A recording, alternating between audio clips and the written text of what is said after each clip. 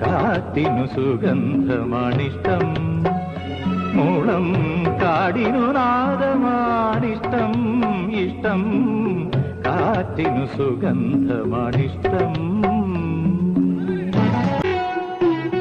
പ്രകൃതിയും ഈശ്വരനും ഇഷ്ടമല്ലാതൊരു പ്രപഞ്ച സൃഷ്ടിയുണ്ടോ?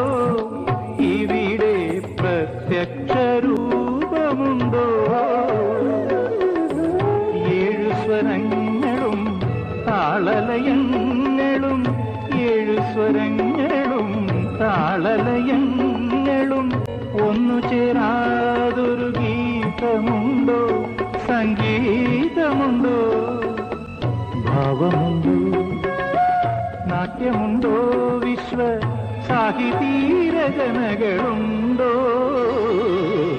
കാറ്റിന് സുഗന്ധമാണിഷ്ടം, മൂളം കാടിനു